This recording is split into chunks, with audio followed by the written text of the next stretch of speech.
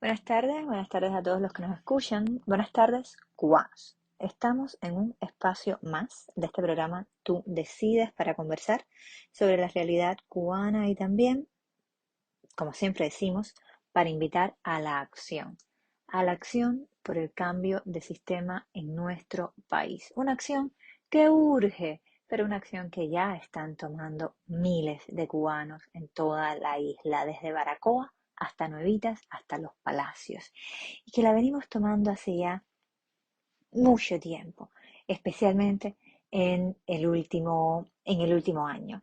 Y esta tarde de hoy yo quiero conversar con ustedes sobre varias noticias que han estado circulando en nuestro país y en nuestra esfera en los últimos días. La primera de ellas es la supuesta nueva reforma para atraer la inversión extranjera. Reforma que por supuesto ustedes ya habrán escuchado, supongo que en la prensa de la dictadura, que no se corta para explicar que el Estado, o sea, los Castro y el grupito este de generales que lleva 63 años en el poder, van a mantener el monopolio sobre esas nuevas oportunidades de negocio y esa apertura o supuesta apertura a la inversión extranjera, que por supuesto es supuesta, ¿no? Porque las reglas las dejó muy claras Raúl Castro el año pasado cuando dijo que habían límites que no se podrían rebasar porque llevaría a la destrucción del socialismo y porque las consecuencias serían irreversibles y conducirían a errores estratégicos y de nuevo a la destrucción del socialismo. Y precisamente es la destrucción del socialismo lo que los cubanos o una parte de lo que los cubanos están queriendo decir cuando decimos cambio de sistema. Y también hay que entender qué socialismo, ¿no? De qué socialismo está hablando Raúl Castro, ¿no? Está hablando de mantener su hegemonía sobre absolutamente todas las actividades del Estado, que son la inmensa mayoría de las actividades en la isla, dada la represión tan grande y las restricciones tan grandes a cualquier tipo de iniciativa privada. Con lo cual, estas medidas que por supuesto ya veremos qué resultados pueden objetivamente dar, nacen desde su origen, nacen viciadas. Y hay varios puntos aquí que me gustaría tocar, ¿no? Por supuesto que nacen viciadas desde el momento en que el Estado, capturado por el Partido Comunista de Cuba, se erige como el juez y principal accionista de cualquiera de estas empresas que se creen o que se expandan con ayuda de la supuesta nueva inversión extranjera que va a venir. Recordemos también que supuestamente la razón para abrirse a la inversión extranjera es aumentar la oferta y a paliar en algo el desabastecimiento que hay en la red de tiendas que le venden a la población cubana, que por supuesto todas son tiendas del régimen cubano. Pero además estas tiendas venden en dólares, ¿no? ¿Y de dónde van a sacar los dólares los cubanos para beneficiarse de un supuesto mejor abastecimiento de estas tiendas si hasta ahora la apertura, que ya que como vimos no es tan abierta, no es a al emprendimiento privado, sino al emprendimiento extranjero? Una vez más, el régimen cubano, a la hora de verse forzado a hacer algún cambio porque su ineptitud y su corrupción lo llevó al estado de total bancarrota en la que está en este momento, en lugar de abrir oportunidades para los cubanos, demuestra una vez más Raúl Castro, Díaz Canel y toda su camarilla demuestran una vez más el desprecio que sienten por el pueblo cubano al, a la hora de verse forzados a hacer algún cambio, hacerlo para beneficio del extranjero y no para beneficio del pueblo cubano. No hay un incentivo a la iniciativa privada en Cuba, no hay un respeto a la propiedad privada en Cuba y sin embargo se está semi-abriendo porque mantiene todas las restricciones que hacen realmente prácticamente imposible que invertir en Cuba sea un negocio exitoso, sea atractivo para los extranjeros. Pero en cualquier caso, ni aún en los peores momentos, el régimen cubano es capaz de tener un gesto que directamente beneficie al pueblo cubano. Porque ahora vamos a hablar de las otras cosas, ¿no? De quiénes son estas empresas que estarían interesadas en invertir en como ellos mismos lo pusieron, en el monopolio estatal cubano. Bueno, pueden ser las empresas que ya están dentro de la isla, a las cuales el régimen cubano les debe probablemente millones de dólares que no les ha pagado, que tendrán algunos privilegios, algunas, y por eso permanecen, y otras no les quedará otro remedio que permanecer por la inmensa deuda que el régimen cubano tiene con ellas, así que habría que ver si de verdad estas están interesadas en poner todavía más dinero en un monopolio que además no les paga o que de manera general no les paga. Y las otras, ¿cuáles serían los inversionistas arriesgados que estarían dispuestos a negociar con el diablo, ¿no? Que estarían dispuestos eh, a ayudar al régimen cubano porque de eso se trata, porque es altamente improbable que esto se traduzca en beneficios para el pueblo cubano. Además sabemos que los pocos dólares que tiene el Estado cubano en este momento son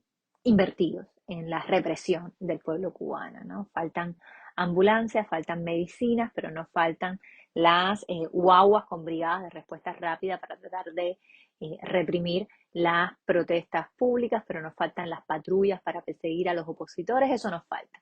Con lo cual también uno tendría que preguntarse de dónde sacan los recursos y en realidad cuántos son los recursos del régimen cubano. Pero ese es otro tema. El punto aquí es que cualquier beneficio al Estado cubano es, en una de sus primeras instancias, un beneficio al aparato represivo cubano, con lo cual ya está bastante mal, ¿no?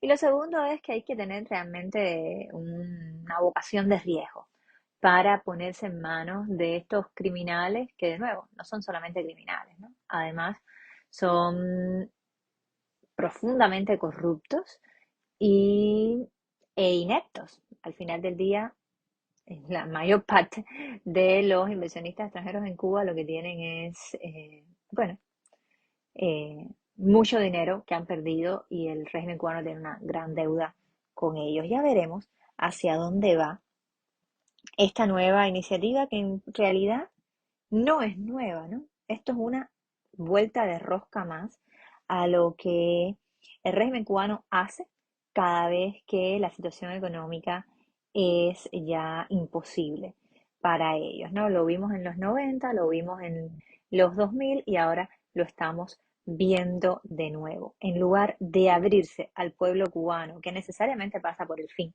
de la dictadura, pero incluso en dictadura, en lugar de abrirse mínimamente y permitir una iniciativa privada más o menos libre dentro de la isla, prefieren darle los privilegios a los extranjeros y que esos extranjeros que se arriesguen a invertir en Cuba no puedan hacerlo directamente con con los empresarios cubanos, ¿no? Que bueno, sabemos que no existen, ¿no? Pero ni tan siquiera con los pequeños emprendedores que han logrado sobrevivir a todas estas restricciones. Para cerrar el tema, yo creo que es importante que nos quedemos con tres ideas, ¿no? La primera es que esto es una señal más de que la economía centralizada socialista en manos del Partido Comunista Cubano simplemente no funciona, que se ven forzados una y otra vez a implementar medidas capitalistas que por supuesto no funcionan porque no son libres, porque están nuevamente reguladas y sometidas a las voluntades ineptas de los militares cubanos, pero se ven una y otra vez forzados a traicionar ese, ese sistema que supuestamente ellos defienden, ¿no? Por supuesto, sabemos que son grandes capitalistas, ¿no? Capitalistas salvajes en el poder que ellos sí disfrutan del capitalismo mientras someten al pueblo a la miseria y a la falsa dicotomía de socialismo o muerte que los cubanos ya han rechazado de todas las maneras posibles.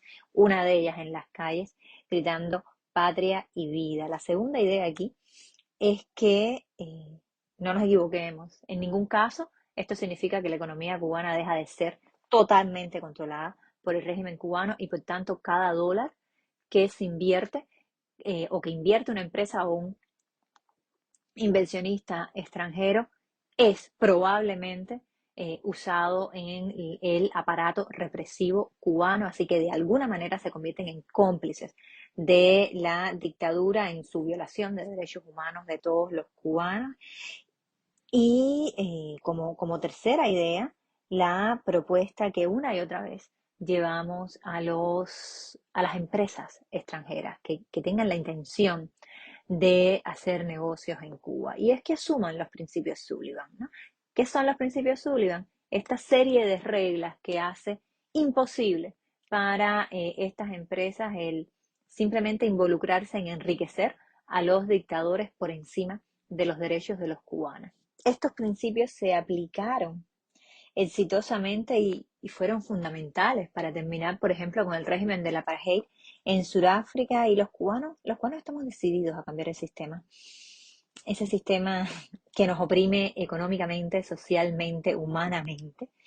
Y las empresas globales y la comunidad internacional debería optar por el respeto a esos derechos humanos y por la decisión que ha tomado el pueblo cubano de cambiar ese sistema hacia la democracia. Sobre todo en esta semana que el mundo conoció la noticia del fallecimiento de Mikhail Gorbachev, el hombre esencial en desarticular precisamente el comunismo, prácticamente el comunismo mundial, ¿no? Pero lamentablemente se quedó en el bloque soviético europeo. Su acción desde el poder en Rusia, desde el poder en la Unión Soviética, fue fundamental para el colapso del comunismo en el mundo en el año 1989. Precisamente Gorbachev visitó Cuba, se reunió con Fidel Castro y ahora después de 30 años, ¿no? Después de más de 30 años, la historia nos confirma que irónicamente Fidel Castro tiene más que ver con Putin que con el reformista Gorbachev, ¿no? Fidel Castro, Díaz-Canel, Raúl Castro y todos estos militares o sus títeres que están en el poder en Cuba, ninguno de ellos tiene ni la grandeza, ni la inteligencia, eh, ni la decencia de comenzar un proceso de reforma real. Cada vez que tienen la oportunidad, hacen lo que están haciendo ahora, traicionar una vez más al pueblo cubano porque no aceptan perder ni un poquito del control total que tienen. Y precisamente por eso simplemente lo van a perder absolutamente todo, ¿no? Porque el pueblo cubano quiere cambio y somos muchos más los que queremos ese cambio.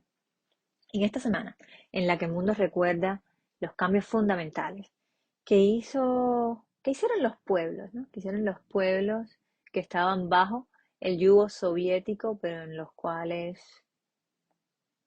evidentemente la figura y las acciones de Mikhail Gorbachev fueron fundamentales.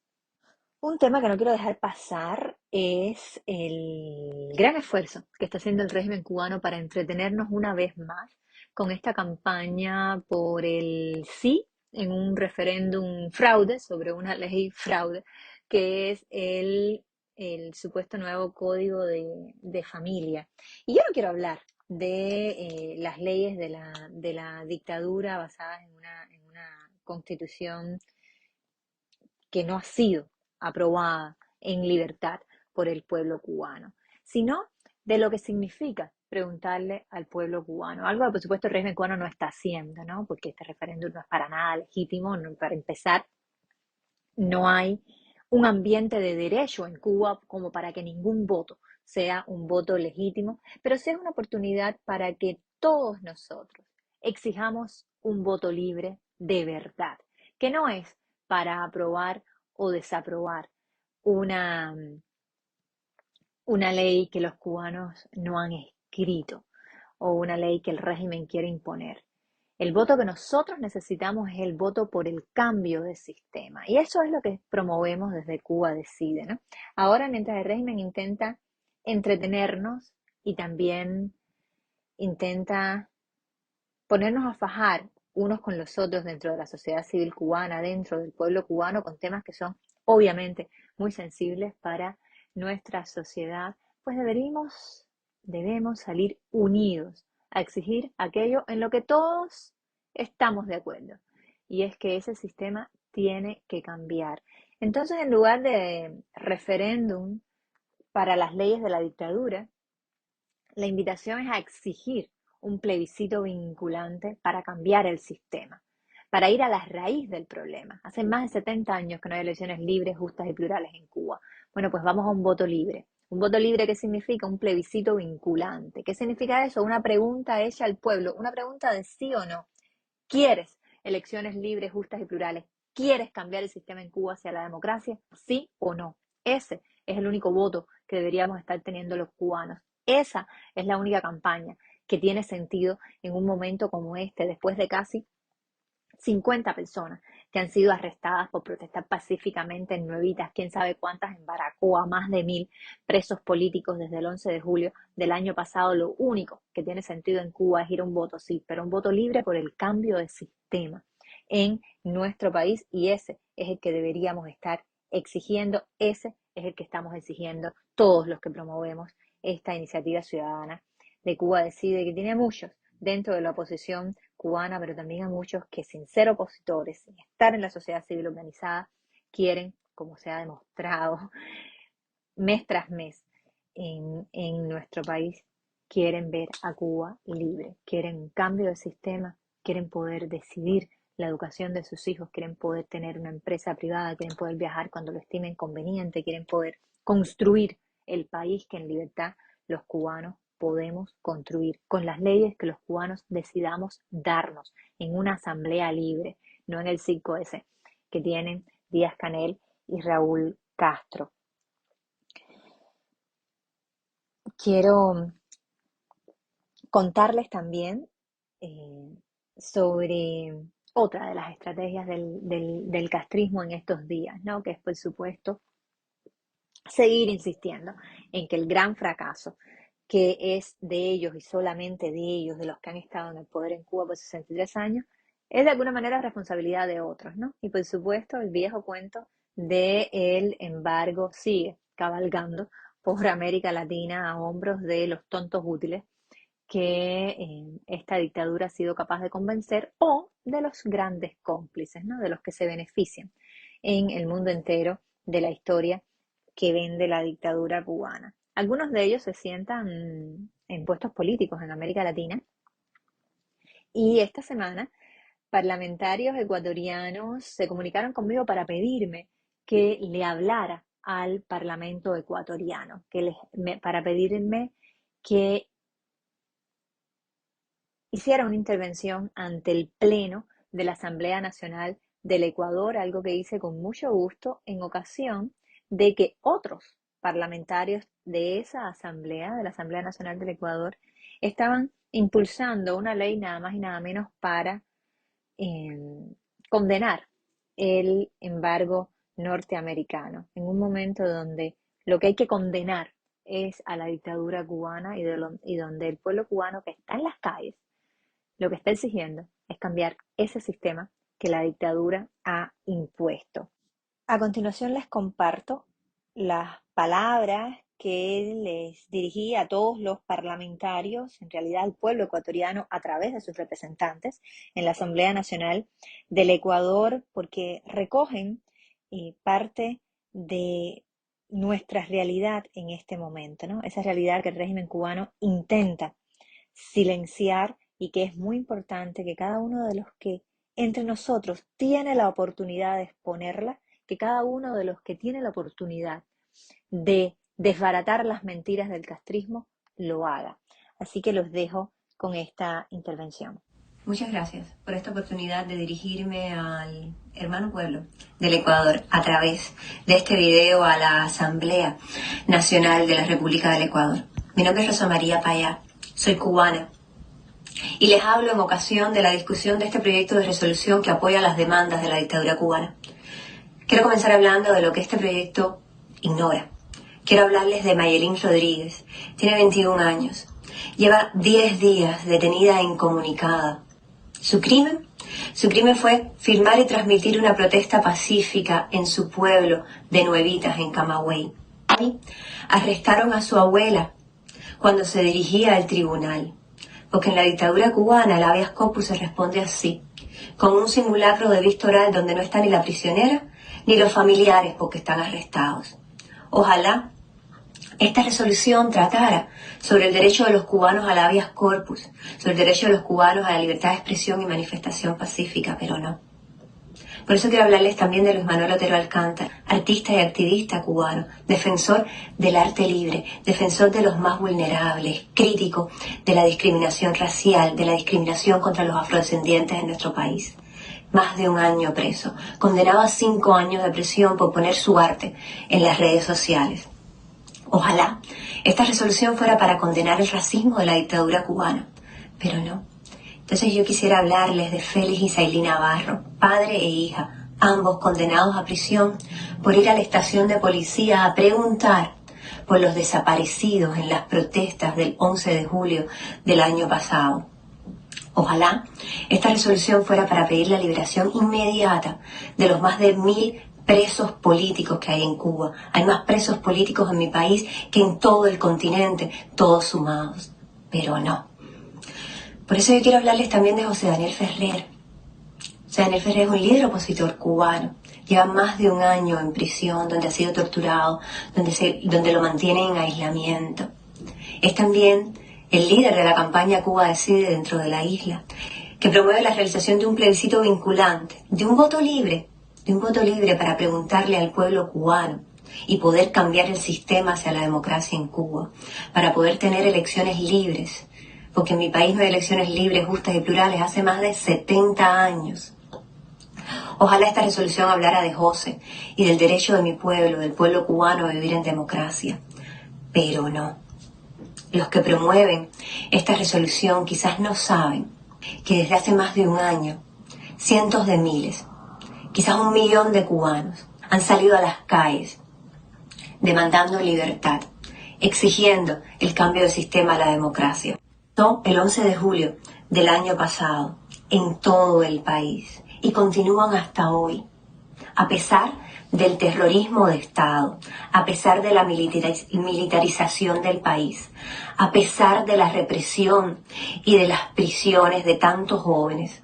El pueblo cubano continúa exigiendo libertad, continúa exigiendo el cambio de sistema.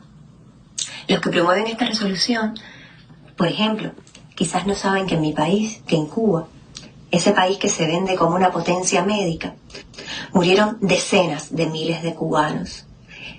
Calculan que más de 60.000 cubanos como consecuencia del COVID. Es el país con más muertos per cápita en todo nuestro continente. La culpa no es del embargo. Murieron por la pésima atención médica que hay en nuestro país y porque la dictadura se negó a aceptar las vacunas que estaban siendo donadas por la comunidad internacional. Nuestros muertos son responsabilidad de la soberbia de los militares que llevan 63 años gobernando en mi país bajo las órdenes de una familia. Los que promueven esta resolución quizás no saben que en Cuba no estamos en guerra. Sin embargo, cuando los varones cumplen 17 años son llamados al servicio militar de manera obligatoria y sufren las mayores vejaciones, los mayores peligros. Si se niegan, van 2 años a prisión y les desbaratan la vida. Algunos nunca regresan a casa, como les pasó a los jóvenes que mandaron sin preparación y sin el equipamiento necesario a atender el fuego en los depósitos de combustible hace un mes y fueron barridos por el fuego para siempre. No los mató el embargo. Los envió a la muerte una dictadura que desprecia a sus jóvenes. Los que promueven esta resolución a lo mejor no saben que Cuba fue catalogado como el país más miserable del mundo en el año 2021. Pero el régimen persigue el emprendimiento libre, somete a los campesinos a vender sus cosechas a precios criminales, fijados arbitrariamente, no permite la empresa privada ni respeta la propiedad privada de los cubanos. Como consecuencia, los campos están ociosos y la capacidad productiva del país está destruida. Esto no es culpa del embargo. Los cubanos no necesitamos de Estados Unidos ni de nadie para echar para adelante nuestro país. Esto es responsabilidad de un régimen que castiga la iniciativa privada y fuerza a un pueblo entero a vivir en la miseria. Los que están promoviendo esta resolución quizás no saben que los cientos de miles de cubanos, quizás millones, que han salido a protestar pacíficamente en las calles de Cuba y del mundo, nosotros no estamos exigiendo crédito en bancos norteamericanos, no estamos exigiendo el fin de una ley extranjera, no, nosotros estamos gritando por el fin de la dictadura. No queremos migajas, queremos libertad. Y ustedes a lo mejor no lo sabían, pero ya lo saben. Esta resolución es lo que quiere la dictadura. Yo confío en que el pueblo ecuatoriano y ustedes, que son los representantes de ese pueblo, quieren ponerse de parte del pueblo cubano. Y la solidaridad que pedimos no es solamente un gesto altruista entre hermanos latinoamericanos. La solidaridad que pedimos es también en favor de la libertad, la estabilidad y la democracia en el Ecuador. Porque hay un hecho, y es que el silencio sobre la dictadura cubana, el haber tolerado por tantos años una dictadura comunista en la isla de Cuba, ha traído como consecuencia el colapso de la democracia en Venezuela, en Nicaragua, la inestabilidad en nuestra región, la migración forzada de millones de nicas, de venezolanos, de cubanos. Es hora de ponerse de parte del pueblo cubano, porque la libertad de Cuba es fundamental para la paz, para la democracia, para la prosperidad en toda América Latina, también en el Ecuador. Muchas gracias.